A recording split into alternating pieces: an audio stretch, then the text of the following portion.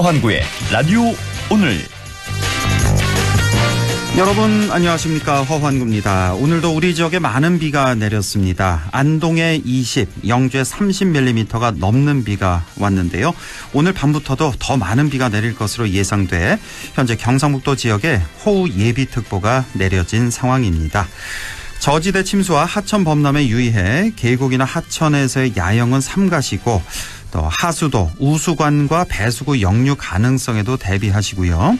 산사태, 토사 유출, 시설물 붕괴, 농경지 침수와 농수로 범람에도 유의하셔야겠습니다.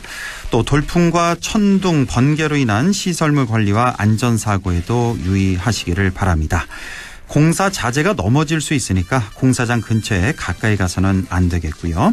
또 많은 비가 쏟아지면 가시거리가 짧아지고 도로가 미끄러워서 사고 발생 위험도 높습니다.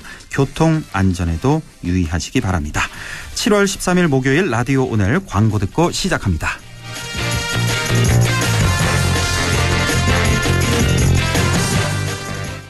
여름보다 뜨거운 불경기를 시원하게 만들어줄 KG 모빌리티만의 쿨한 혜택. 완전히 새로운 디자인 1,800만 원대로 시작하는 합리적 가격에 더 뉴 티볼리 출시. 거기에 토레스 티볼리 하루 1만 원대 신개념 리스형 할부와 12개월 무이자까지. 7월 상담받고 커피 쿠폰 받고 경품 받고 지금 KG 모빌리티 전 시장에서. 명륜진사 갈비가 확 바뀌었어요. 삼겹, 닭갈비, 프렌치레까지 무한으로 즐겨요. 명륜진사 갈비, 떡볶이, 튀김, 갈비버거까지 우리 동네 뉴버전 명륜진사 갈비. 확 바뀐 뉴버전 명륜진사 갈비. 파견 아닙니다. 우리 나이엔 재산 물려주는 게 걱정이죠. 이럴 땐 상속을 내 뜻대로 하나은행 리빙 트러스트. 10년 이상의 신탁 노하우, 전문가의 맞춤 상속 설계.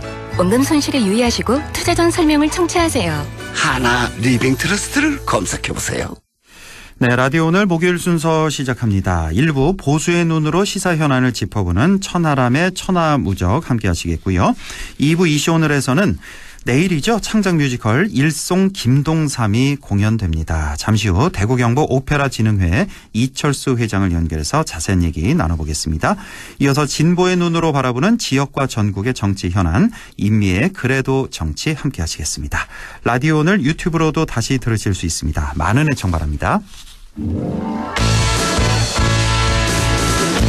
네, 천하람의 천하무적 시작합니다. 오늘도 천하람 변호사와 함께하죠. 변호사님 안녕하십니까? 네, 안녕하세요. 전남 순천의 천하람입니다. 예, 오늘도 양평 얘기부터 해보겠습니다. 네. 자, 이번 주 한 주 내내 서울 양평 간 고속도로를 놓고 시끄러운데요. 예비 타당성 조사까지 끝난 노선이 갑자기 변경이 됐고요. 네. 또 하필이면 변경된 노선 종점 근처에 김건희 여사 일가의 땅이 있다면서 민주당이 이제 특혜 의혹을 제기하자 원희룡 장관이 돌연 전면 백지화를 선언했습니다. 네. 자, 그 이후에 한 일주일 동안 계속 시끌시끌한데요. 자, 이 전체 이 과정 어떻게 보셨습니까? 우선 원희룡 장관이 전면 백지화를 선언한 거는 좀 이해하기가 어렵습니다. 이게 이제 원래 정부가 하는 일은 많은 비판을 받고 또 뭐 어떨 때는 오해도 사고 또 어떨 때는 뭐 욕도 먹습니다. 예. 그렇다고 해가지고 정부가 해야 되는 뭐 과제라든지 사업들을 안 하는 것이 아니고 필요하면은 설득도 하고 또 뭐 논쟁도 하고 그러면서 사업을 진행해 나가는 것 아니겠습니까? 예. 그렇다고 한다면은 뭐 이번에 양평 땅과 관련해서 그것이 뭐 오해든지 아니면 뭐 정말 뭔가 실체가 있든지 그에 대한 어떤 이의 제기는 충분히 할 수 있다라고 보여지고요. 네. 그렇다면 국토부 장관으로서 거기에 대해서 답변을 하면 되는 것이지. 그러니까요. 이거에 대해서 뭐 전면 백지화를 하겠다라는 거는 사실은 조금 과도하게 보여지고 또 그러면서 이제 이번 정부에서는 안 할 테니 뭐 다음 정부에서 하든지 뭐 하라 이런 식인데 뭐 농담 섞어서 얘기해서 그럼 다음번에는 뭐 정권을 내줄 겁니까?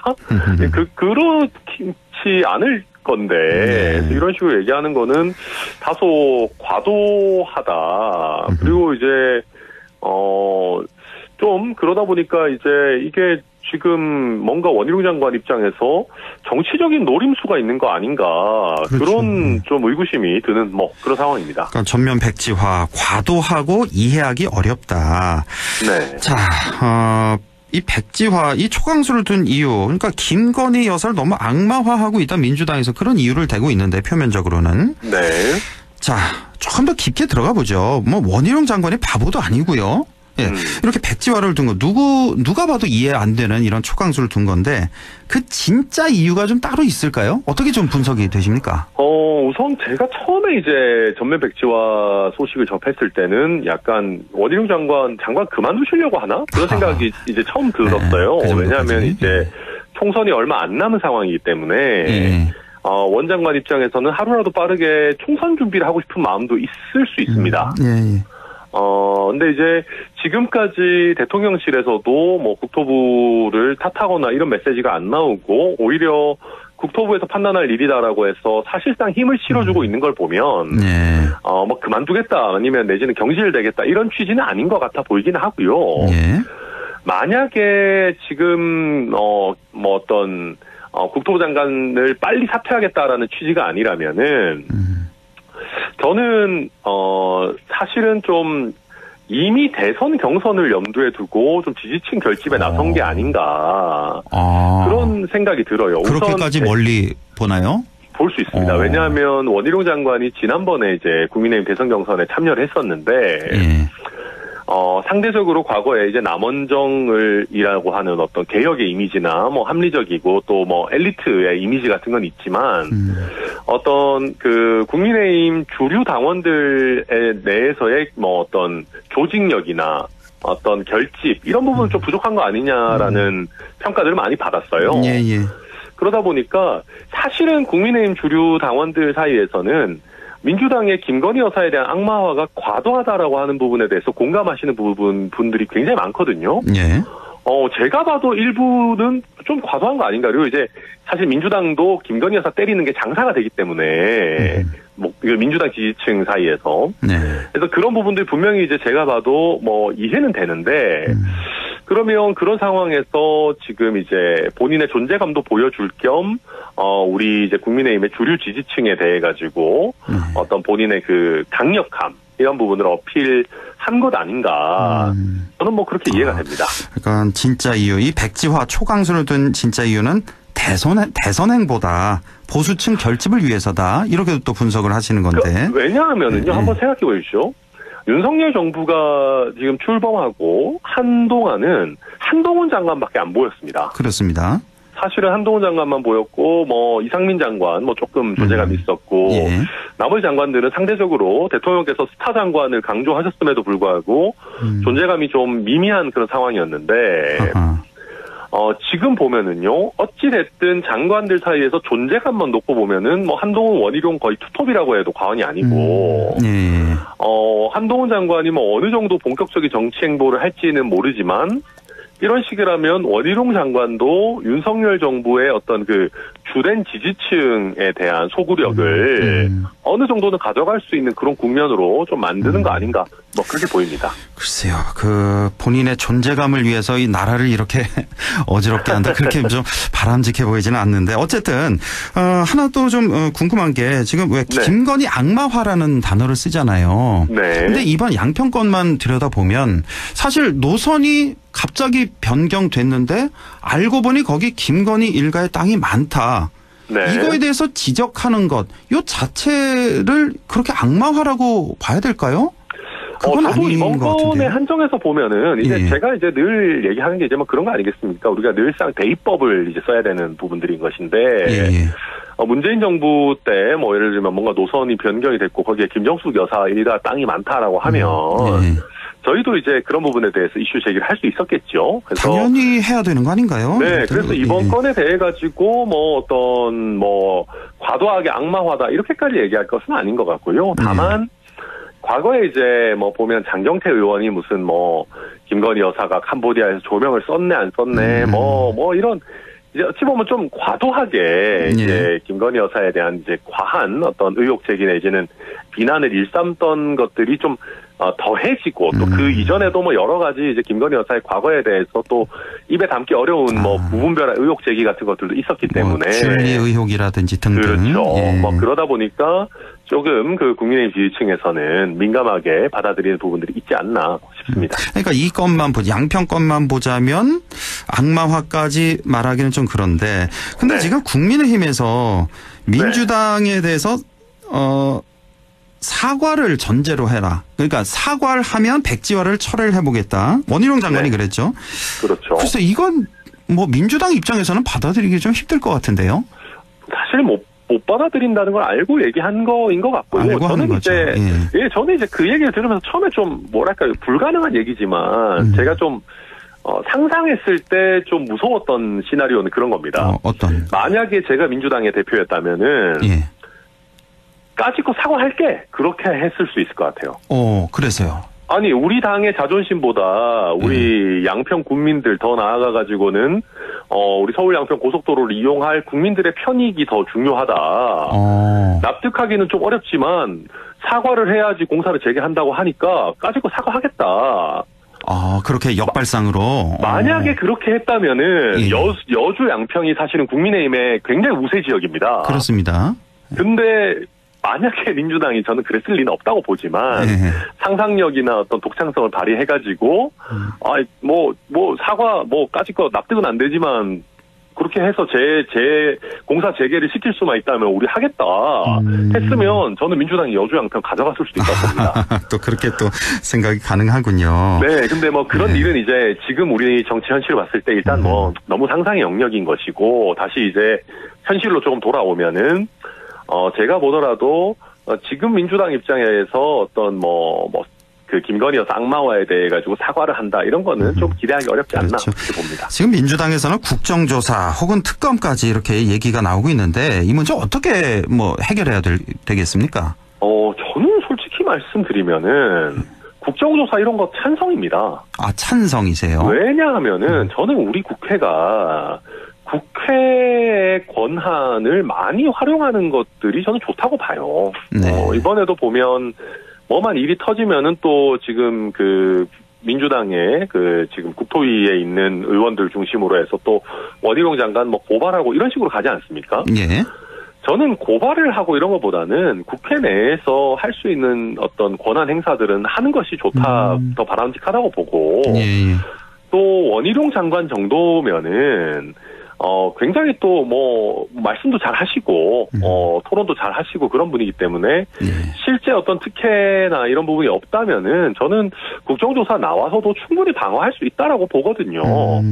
그래서 이제, 유튜브에서 혼자 일타 강사를 하실 것이 아니고, 국회에 나오셔가지고, 좀 이렇게 서로, 토론하는 과정을 통해서 국민들께 좀 이 전체 과정을 좀 더 명쾌하게 밝히는 그런 과정들이 있어야 좋지 않겠는가.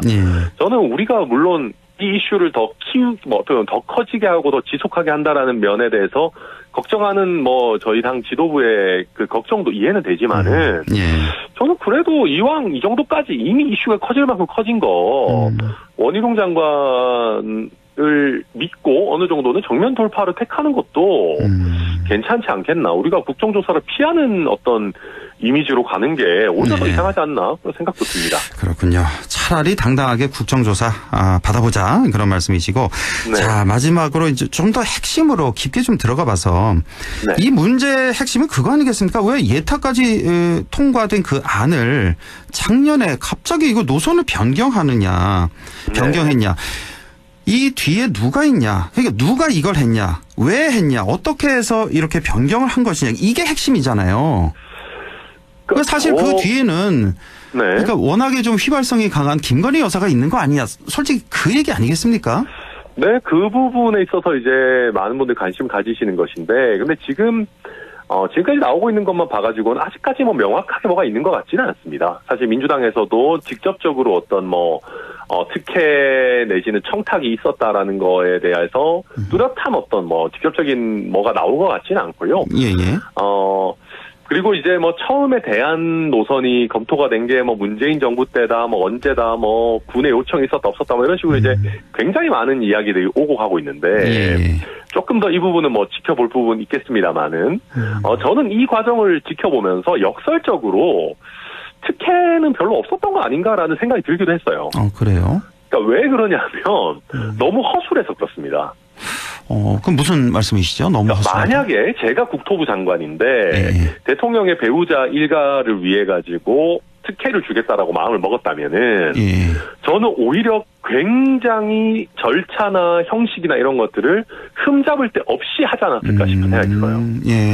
뭐 예컨대 뭐 추가적인 용역도 뭐 미리미리 좀 이렇게 더 이렇게 탄탄하게 해놓고 필요하면 뭔가 예타를 뭐 다시 받는다든지 뭐 기재부 내지는 양평군 경기도와 굉장히 좀 뭐랄까 차근차근 협의하는 그런 절차를 좀 둔다든지 뭔가 이게 형식을 갖추지 않았을까 하는 생각도 드는데 뭐 정확한 사실관계는 뭐 열어봐야 알겠죠. 그렇죠. 예.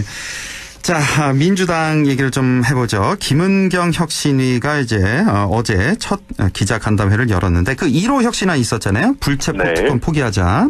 여기에 대해서 이제 당내 반응이 지지부진한 이 상황에서 혁신안을 안 받으면 민주당 망한다. 응답해야 한다라고 이제 강조를 했습니다. 이 혁신안에 대해서 어떻게 보십니까? 받을 거라고 보십니까? 일단 김은경 혁신위가 좀 이미 망했습니다. 이미 망했다. 그러니까 제가 뭐 어떤 생각이 드냐면요. 처음에 이제 불체포 특권 폐지하겠다라는 1호 안 냈을 때 민주당에서 좀 지지부진했잖아요. 사실 아직까지 제대로 받지도 않았고. 그때 가출이라도 했었어야 됩니다. 그때. 그러니까 우리가 이게 사실은 사실 우리가 틀에 박힌 장면이지 않습니까? 뭐 가까이는 지난 대선 때 이준석 대표도 자맹을 했었고 조금 더 거슬러 올라가면은 뭐 김종인 위원장도 민주당 비대위원장 할 때도 뭐 집거하고 또 그때 당시 문재인 대표가 이제 가서 뭐 모셔오고 뭐 이런 그 약간 틀에 박힌 진부한 장면들이긴 합니다만은 혁신위 내지는 비대위 뭐 이런 데들이 보통 보면은 그만두겠다라는 거 말고는 할 수 있는 게 별로 없습니다. 근데 지금 1호 혁신안이 나왔는데 약간 유야무야 지나가고 나서 어제서야 이제 기자회견 열어서 이거 안 받아주면 민주당 망한다라고 얘기하는 거는 너무 결기가 없었어요. 그러니까 지금 민주당 분들도 보면 혁신이 그거 뭐 어차피 하나만 한 거 아니냐라고 생각하는 분들 굉장히 많고 아마 이걸 들으시는 우리 청취자분들도 민주당 혁신이 얘기 되게 재미없다고 느끼실 수 있을 거예요. 그럴 정도로 지금 민주당 혁신위가 뭔가 할 수 있을지 없을지 사실은 못할 것 같다라고 하는 그 선을 이미 놔버렸어요. 그래서 지금이라도 이재명 지도부가 좀 힘을 실어줄 거냐, 실어줄 것 같지는 별로 않다, 그렇게 보입니다. 자, 최근에 실업급여 축소와 관련해서 국민의힘 박대출 정책위의장이 실업급여 받아서 명품 선글라스 끼고 해외여행 다녀온다, 이런 발언에서 논란이 되고 있는데요. 어떻게 보십니까, 이 문제? 그런 분들도 계시긴 하겠죠. 그렇죠. 근데 이제 실업급여를 오남용하지 않고 또 잘 쓰시는 분들도 분명히 많이 계실 것이고요. 다만 저는 실업급여에 대한 어느 정도의 요건 강화 논의는 분명히 필요하다고 봅니다. 지금 우리나라 같은 경우는 6개월만 일을 하더라도 지금 실업급여 대상자가 되고 또 실업급여의 액수 자체도 최저임금의 80% 정도 선이라서 이제 액수 자체도 좀 적지 않은 편이다 보니까 올해 기준으로 해서는 한 달에 한 185만 원 선이죠. 그렇죠. 그러다 보니까 6개월만 일하고 또 실업급여 받고 이런 식으로 사이클을 좀 하시는, 약간 남용하는 분들이 일부지만 계세요. 그래서 그렇습니다. 그래서 실업급여 받을 수 있는 최저 기간도 조금 높이고 그 실업급여 액수도 어느 정도는 조정하는 것도 필요하지 않을까 싶은데, 그런데 어찌됐든 우리 국민들께 가는 혜택을 줄이는 거 아니겠습니까? 그렇다고 한다면은 정부 여당의 책임 있는 위치에 계시는 분들은 말씀을 조심히 해야 되는 것이거든요. 그래서 그리고 까놓고 말해서 이게 세금이지 자기 돈입니까? 자기 돈 주면서 생색내는 것도 아니고. 그래서 저는 우리 정책위 의장이 이런 식의 좀 과도한 어떤 실업급여 대상자들에 대한 어떻게 보면 폄하나 이런 부분들은 굳이 불필요하고, 다만 정책적으로 좀 그냥 좀 냉정하게 이런 뭐 부정수급이 어느 정도 있고 이걸 이런 정책 대안을 통해서 바로 잡겠다라고 한다면은 국민 대부분이 박수를 보내지 않겠나 그렇게 보입니다. 지금 뭐 정부에서 나오는 얘기 보면은 올해 185만 원인데 이거를 120만 원 수준까지 낮추겠다 뭐 이런 얘기가 나오고 있던데 이 실업급여 관련된 거 이거는 또 국회에 통과돼야 되는 거죠? 그렇죠. 민주당도 협조가 있어야 되는데. 네, 근데 지금 이게 이제 나오게 되는 이유 중에 하나가 그 실업급여 액수가 높다 보니까 사실은 요새 이제 구인난인 업체들이 굉장히 많습니다. 소상공인들 중에. 왜냐하면은 180만 원이 나오는데 이제 굳이 어떻게 보면 뭐 직장을 좀 굳이 빨리 구할 필요가 있느냐 이런 게 인지상정이거든요. 어떻게 보면. 예, 그러다 보니까 지금 뭐 여러 가지 어떤 뭐 외식 뭐 어떤 요식업계나 뭐 중소기업이나 이런 쪽에서 구인난을 호소하고 있는 부분들이 있고 그거는 뭐 민주당 국회의원들도 마찬가지로 느끼고 있을 것이기 때문에 어느 정도 국민들에 대한 설득만 된다면은 저는 뭐 이 부분은 어느 정도 조정은 되지 않겠는가. 민주당도 완전히 다 거부할 수는 없을 거다. 저는 그렇게 예상합니다. 알겠습니다. 여기까지 하죠. 천하람의 천하무적 천하람 변호사와 함께했습니다. 자, 다음 주에 또 뵙겠습니다. 고맙습니다. 네, 감사합니다. 네, 라디오 오늘 2부에서 뵙겠습니다.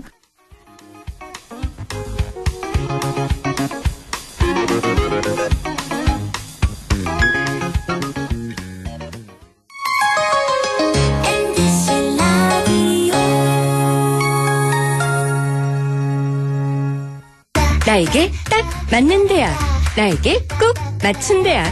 나만의 경쟁력을 원한다면 안동과학대학교로 오라. 시대에 딱 취업 중심 실전학과, 학생의 꼭 현장 중심 실무교육, 취업에 맞춤, 내 꿈에 맞춤. 나의 드림핏 안동과학대학교. 투자는 당신이 하고 미래에셋증권은 당신에게 투자합니다. 미국 주식 온라인 매수 수수료 무조건 0원. 1원도 아니고 0원. 신규 고객만 아니고 전 국민 무료. 연말까지 무료. 이게 미래에셋증권의 투자다. 미국 주식은 미래에셋증권. 원금 손실 유의 및 투자 전 설명 청취. 매도 시 0.2508% 수수료 발생. 안녕하세요. 전국민 안전 캠페인 홍보대사 오나라입니다. 서두르다가 안전사고 겪은 분들 많죠? 그래서 빨리빨리 하기 전에 5초만 안전습관 캠페인을 시작합니다. 에스컬레이터로 뛰어들기 전에 5초만. 멈춘 후에 손잡이 꼭 잡고 타기. 슬금슬금 우회전하기 전에 5초만. 확실히 멈추고 주의 살피기. 이륜차 타기 전에 5초만. 헬멧 확인하고 출발하기. 빨리빨리 하기 전에 5초만 멈추면 모두의 안전이 계속됩니다. 다 함께 시작해볼까요? 나부터 5초만. 5초만. 공익광고 협의회. 고마워요. 우린 친구예요. 함께 노력하는 MBC와 함께 100.1 MBC 라디오. 네, 6시 27분 59초 지나고 있네요. 라디오 오늘 2부 이슈 오늘 시작합니다. 내일 저녁이죠. 만주벌 호랑이로 유명한 독립운동가 일송 김동삼 선생의 이야기를 담은 창작 오페라 일송이 공연됩니다. 창작 오페라 일송 어떤 작품인지 궁금한데요. 대구 경북 오페라 진흥회 이철수 회장을 연결해서 알아보겠습니다. 이철수 회장님 안녕하십니까? 네, 안녕하세요. 네, 반갑습니다. 자, 네. 내일 저녁이죠. 창작 오페라 일송이 안동문화 예술의 전당에서 공연됩니다. 자, 네. 창작 오페라 일송 어떤 작품인가요? 일성은 안동에서 가장 유명한 독립운동가입니다. 네. 안동의 내암 마을에서 출생하셨고 1878년에 만주로 또 가셔서 신흥무원학교를 세우고 독립군을 키우셨습니다. 예.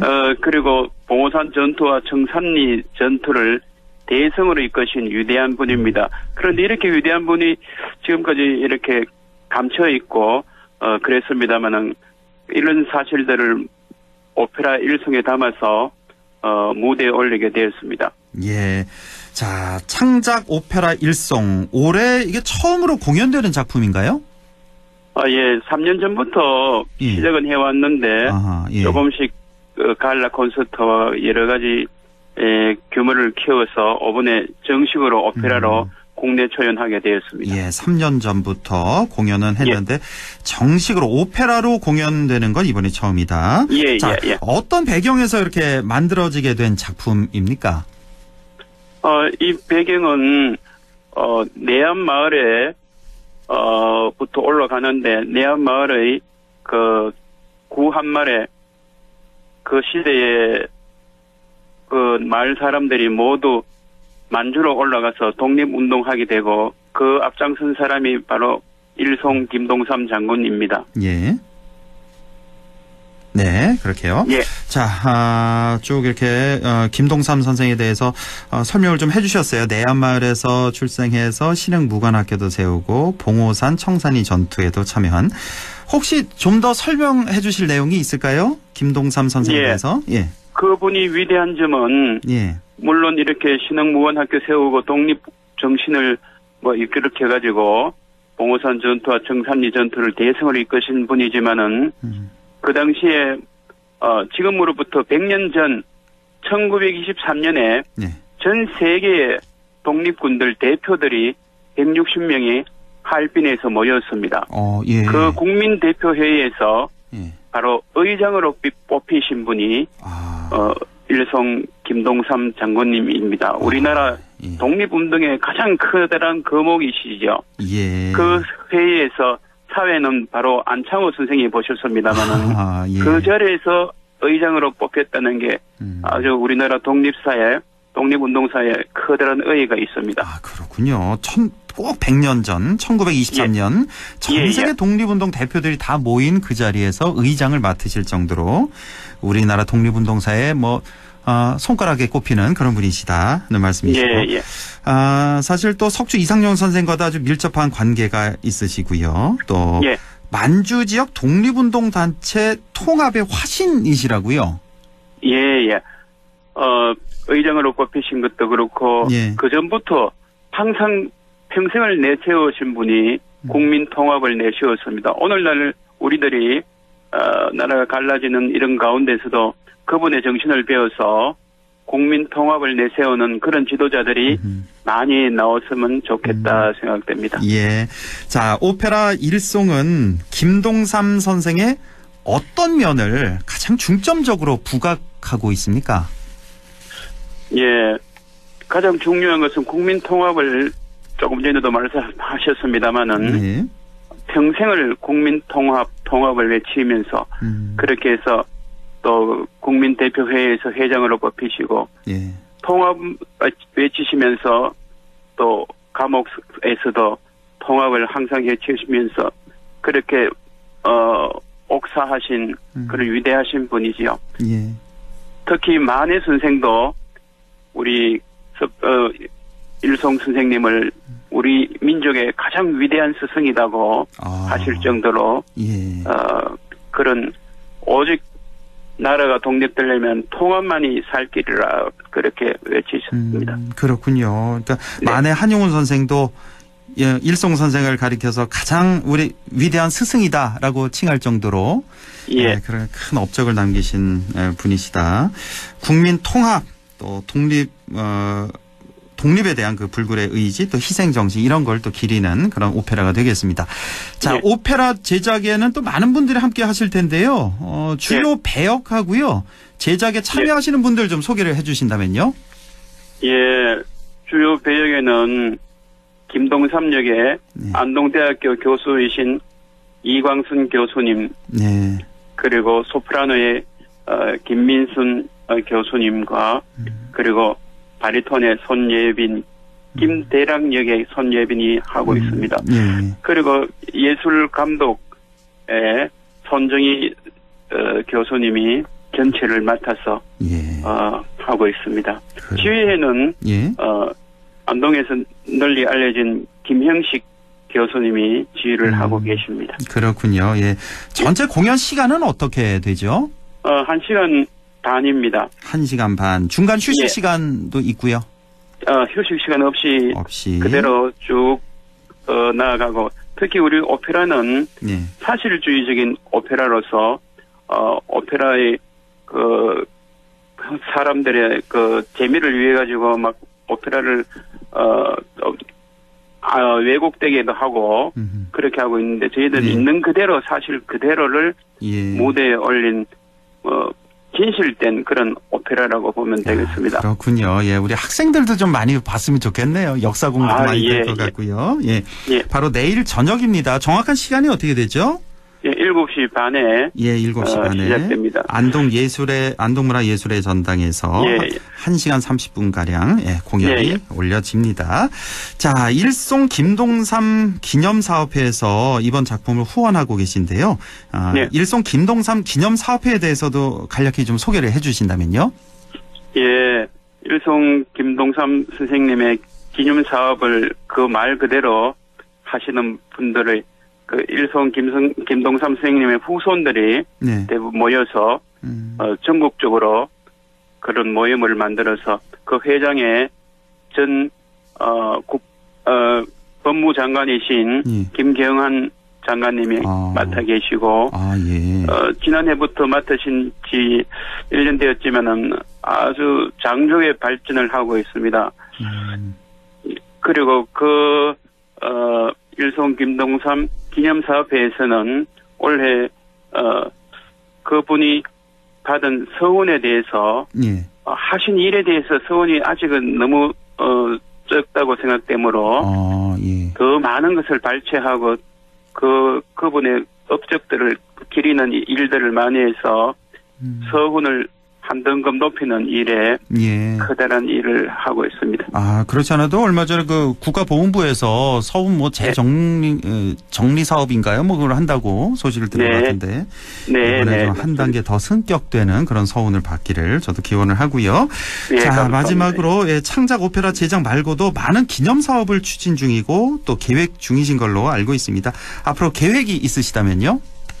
예, 여러 가지 김동삼 선생님의 그 발자취를 계속 찾아서 알려지지 않은 부분들을 우리 기념사업에서 알려서 그 포럼도 늘 열고 세미나도 함으로써 정말 올바른 그 일송 선생님에 대한 것을 전 모든 국민들에게 알리는데 커다란 역점을 두고 있습니다. 예, 알겠습니다. 예. 오늘 소식 잘 들었습니다. 지금까지 대구 경북 오페라 진흥회 이철수 회장과 함께했습니다.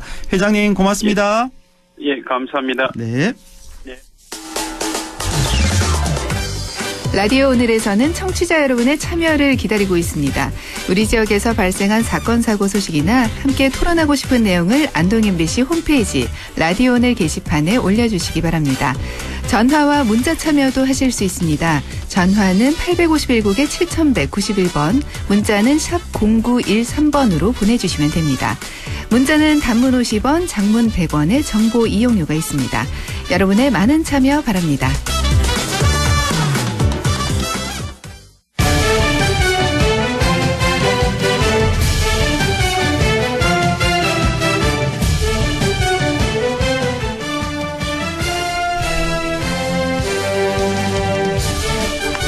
네, 6시 38분 막 지나고 있는데요. 이번 순서는 임미의 그래도 정치입니다. 진보의 눈으로 지역의 현안과 또 전국적인 정치 현안 또 짚어보는 시간이죠. 자, 더불어민주당 경북도당 임미애 위원장과 함께 할 텐데요. 지금 원래 이 스튜디오 오시기로 했는데 아직 도착을 안 하신 것 같습니다. 예, 자, 잠시만 기다려 주시고요. 오늘 주제, 어제 한일 정상회담이 있었잖아요. 예.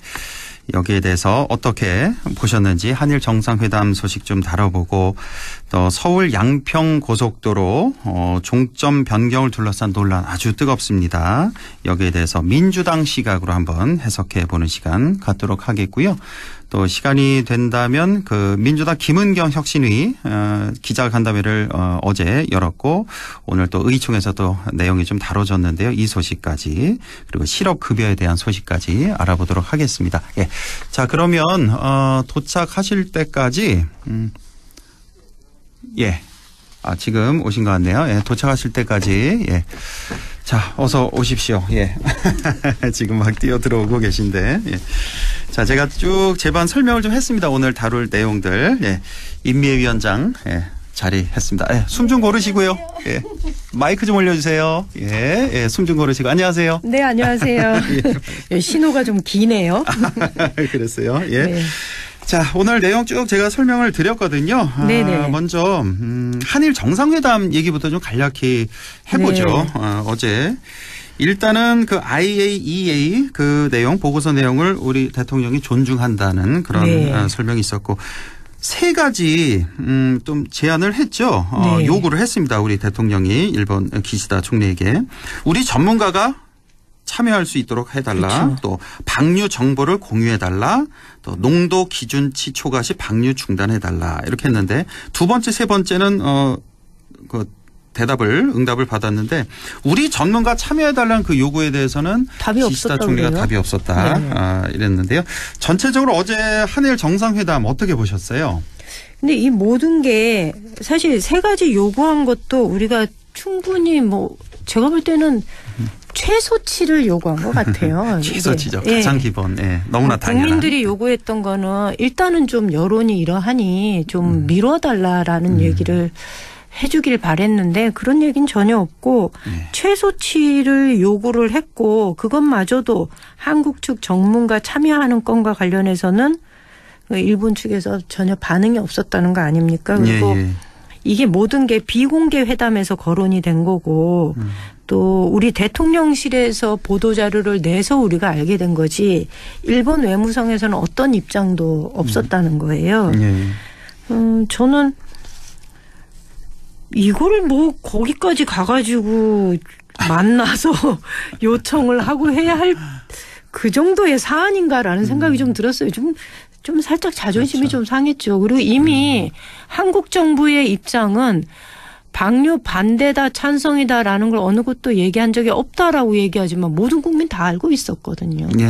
다 알고 있는 상태에서 거기까지 그 먼 길을 비행기를 타고 가서 이 세 가지를 달랑 그것도 일본 측에서 어떤 그 뒤에 자신들이 어떤 조치를 취하겠다라는 적극적인 답변을 얻어낸 것도 아니고 그래서 좀 많이 아쉽습니다. 그렇죠. 많은 국민들이 같은 생각을 하셨을 것 같습니다. 그러니까 그 반전 생각이 나네요. 그 벌써 몇 달 전이었죠. 네. 우리가 반전 채우면 일본에서 반전 채워질 것이다. 우리가 반전 내미니까 그 나머지 반전에는 오염수를 채운 그런 꼴이 된.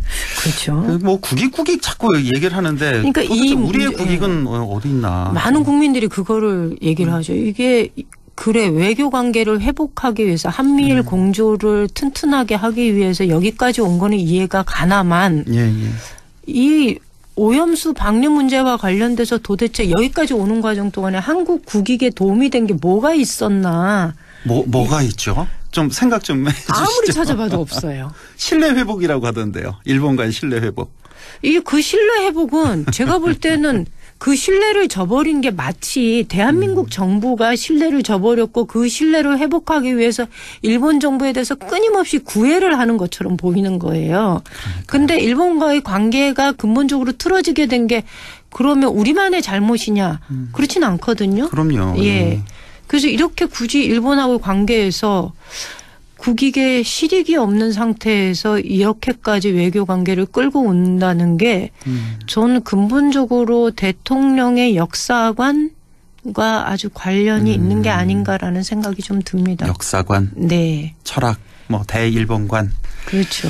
어려서 또 일본에서 생활을 하셨다고 하니 그것과 아주 일본에 대한 그 어렸을 때의 추억이 옛날에 일본에는 깨끗한 나라, 정직한 나라라는 이미지가 굉장히 강했다라고 본인도 맞습니다. 이야기를 하셨고 그 영향이 아닌가. 그래서 약간의 일본 민족성에 대해서는 약간의 우월감을 좀 가지고 바라보고 있는 것 같고 대한민국에 대해서는 여전히 일본 정부를 따라가야 되는 약간의 2등 국민?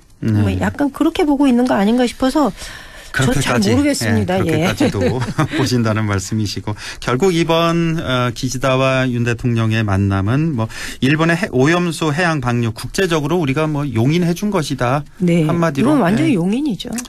그리고 이걸 가장 씁쓸하네요. 피해가 크다고 예상하고 있는 대한민국 정부에서 이런 용인이 뭐 이렇게 공식적으로 나오면서 국제사회 여론에서 대한민국이 어떤 모습으로 이렇게 입장을 취할 것인지 이것도 좀 우려되는 측면이 있습니다. 그렇네요. 예. 자, 이쯤 하고요. 양평고속도로 얘기 오늘 좀 중점적으로 다뤄보겠습니다. 이 종점 변경을 둘러싼 논란 아주 뜨거운데요. 네. 국민의힘에서는 또 원희룡 장관은 이건 뭐 민주당의 김건희 악마화다, 정치 공세다 이렇게 일축하고 있는데요. 어떻게 보십니까? 예. 아니 그거는 입장이 바뀐 거죠. 이게 바뀌었다. 저는 이게 민주당이 자꾸 이제 김건희 여사를 끌어들여서 악마화시키는 정치 공세다라고 얘기했는데 이건 전 오히려 이 문제는 되게 분명하거든요. 아니 왜 원래 종점이 바뀌면은 도로가 이름이 바뀌어요. 경부고속도로가 서울에서 부산까지 가니까 경부고속도로인 거지. 가는 길에 부산까지 안 가고 이걸 밀양까지 가겠다라고 하면 그건 경부고속도로가 아니거든요. 물론 출발지와 종착지를 놓고서 그 가는 방법에 있어서 부분적으로 설계가 변경될 수는 있어요. 뭐 강을 건너야 할 거를 산을 터널을 뚫는다든가 터널을 건너야 될 것을 아니면 뭐 그냥 그 지상 위로 도로를 낸다든가 이럴 수는 있지만 이건 실제로 전체 설계의 55%가 변경되었다는 거 아닙니까? 그러면은 이거는 완전히 다른 고속도로거든요. 다른 고속도로가 어떻게 예타가 통관된 후에 새로운 고속도로가 설계가 만들어질 수 있느냐. 그러니까 국민들은 그 과정이 궁금한 거고 그 궁금한 것에 대해서 의혹을 제기한 것뿐인데 그거는 민주당이 당연히 할 수 있는 일이죠. 그런데 이거를 정치 공세라고 오히려 역공을 펴고 이거를 마치 진실 게임을 하는 것처럼 계속 물타기를 하면서 사건 자체를 굉장히 지저분하게 만들었거든요. 근데 저는 이렇게까지 하는 이유가 뭘까? 이거는 저는 이런 과정을 통해서 국민들의 눈과 귀를 흐리게 하려고 하는 고도의 정치적 술수 아닌가라는 생각이 좀 들어요. 그렇게까지.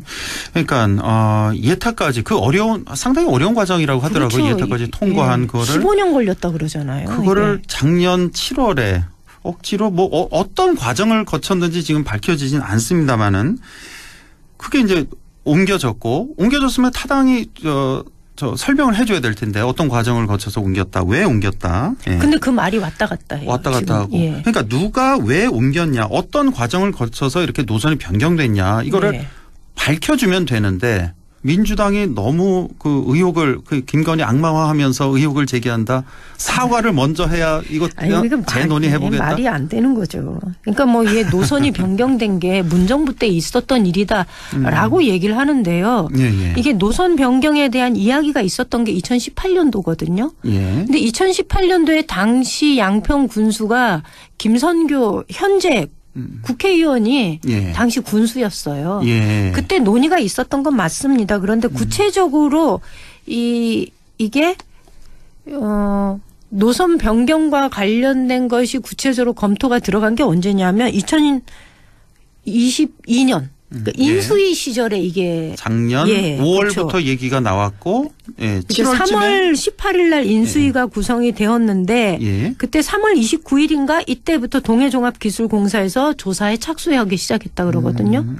그러니까 제가 볼 때 원희룡 장관은 이것이 변경되는 과정에 관여했다거나 일찍 그 문제를 인식하고 있었거나 그런 것 같지는 않아요. 그러다 보니 지난 6월 달에 국회에서 이것과 관련된 이야기가 있었을 때 그 당시 발언을 보면 야 이게 어공늘공 얘기하지만 왜 정무적인 그 능력을 지닌 정치인 장관이 필요한지를 이때 알겠다. 이거는 뭐 원점에서 다시 검토를 하겠다. 뭐 이런 이야기들을 그 당시 국회에서 발언을 했었거든요. 그때는 그 늘공들의 잘못이다. 그렇죠. 그렇게 얘기를 했었는데 불과 며칠 후에 그리고 확 백지화를 선언해버린 거잖아요. 그러니까 그때까지만 해도 장관은 어떤 과정을 거쳐서 이게 노선이 변경되었는지를 미처 인식하지 못했던 거죠.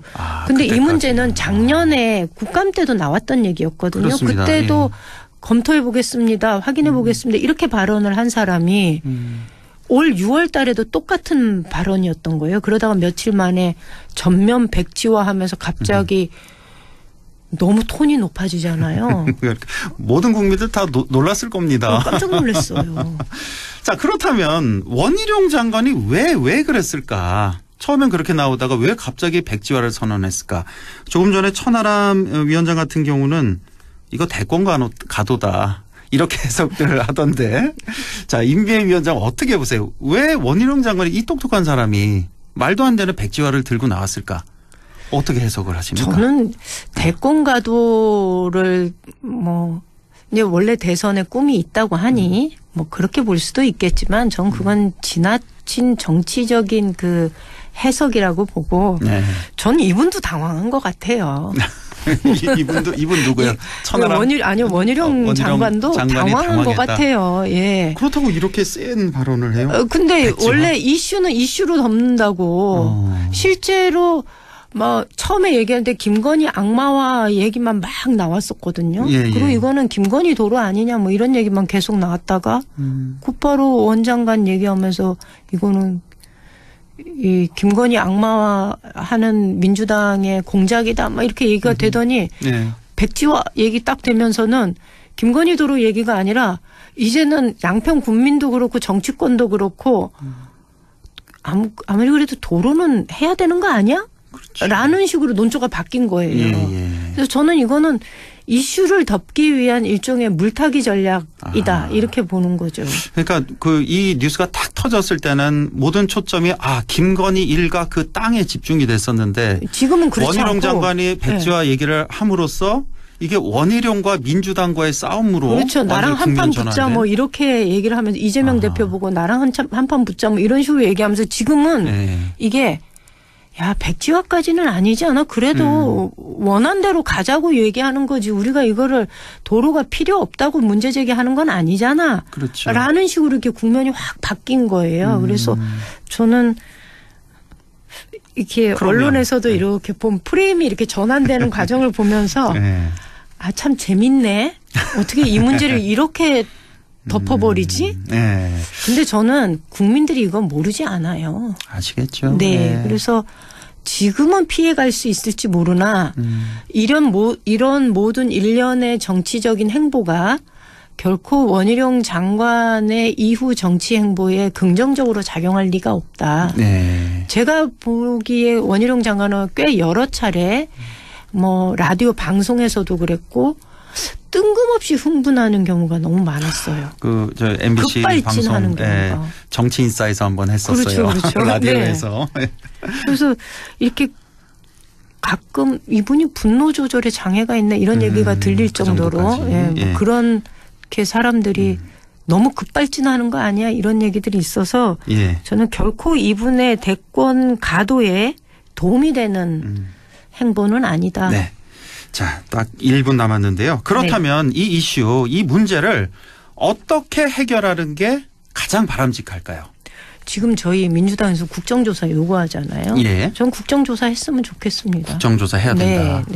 그리고 나서 이게 변경이 된 이유, 그 과정에 어떤 외부적인 힘이 작용을 했는지를 밝히는 게 필요하고 그 뒤에 정말로 필요하다면 노선이 만약 정말로 이러이러한 이유로 타당한 이유로 강상면으로 가는 것이 맞다라고 하면 그렇게 다시 추진을 하더라도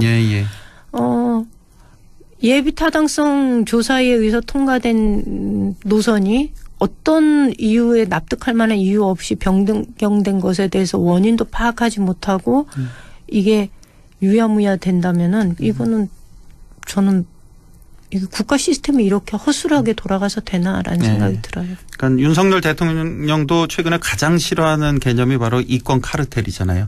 여기에 어떤 카르텔이 있었는지 그 진실을 명명백백히 밝혀야 되겠죠. 국정조사해야 된다라는 말씀까지 듣겠습니다. 자, 더불어민주당 경북도당 임미애 위원장과 함께했습니다. 고맙습니다. 네, 고맙습니다.